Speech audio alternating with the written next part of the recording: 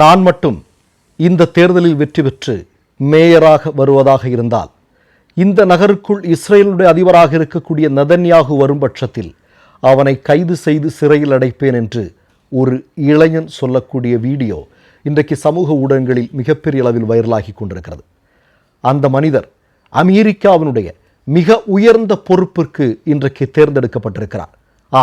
New York என்று சொல்லக்கூடிய அமெரிக்காவினுடைய மிக முக்கியமான நகரத்தின் மேயராக ஒரு முஸ்லீம் இளைஞர் தேர்ந்தெடுக்கப்பட்டிருக்கிறார். அவருடைய பெயர் சொக்ரான் மம்தானி.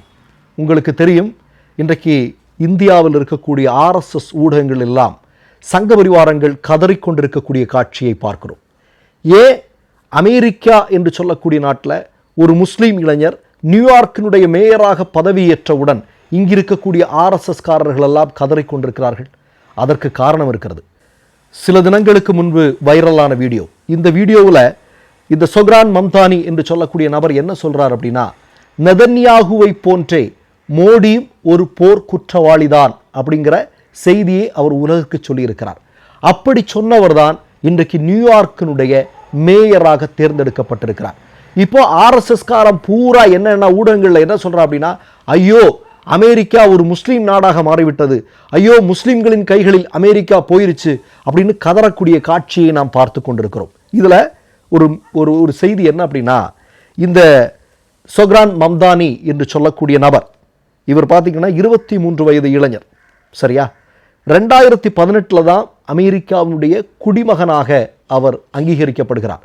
இந்த குறிப்பிட்ட கால அளவில் மக்கள் பிரச்சனைகளுக்காக, மதம் கடந்து, இனம் கடந்து, மொழி கடந்து, மக்கள் நலனுக்காக, மக்களுடைய ஒற்றுமைக்காக தொடர்ந்து பெரும் போராட்டங்களை முன்னெடுத்து இன்றைக்கு நியூயார்க்கினுடைய மேயராக அவர் பொறுப்பில் வந்திருக்கிறார். RSS காரம் பூரா உங்களுக்கு தெரியும், அமெரிக்காவுடைய துணை ஜனாதிபதியாக இருக்கக்கூடிய நபருடைய உஷா என்று சொல்லக்கூடிய பெண்மணி, அது மாதிரி சத்யா நாதல்லா, கமலா ஹாரிஸ், விவேக் ராமசாமி, சுந்தர் பிச்சை, இவங்க எல்லாம் அமெரிக்காவினுடைய சில பொறுப்புகளில் வரும்போது அல்லது மிகப்பெரிய தொழில் நிறுவனங்களுடைய பொறுப்பில் வரும்போது இங்கே RSS காரங்க பாடுறாங்க, என்னடா நடக்குது பாடுறா இப்படின்னு சொல்லி அவனுக்கு வாட்ஸ்அப்பில் பேசுகிறதெல்லாம் நம்ம பார்த்துருக்குறோங்க. கடந்த காலத்தில் பிரிட்டனுடைய அதிபராக ரிஷி சுனக்குன்னு ஒருத்தர் வந்தார்.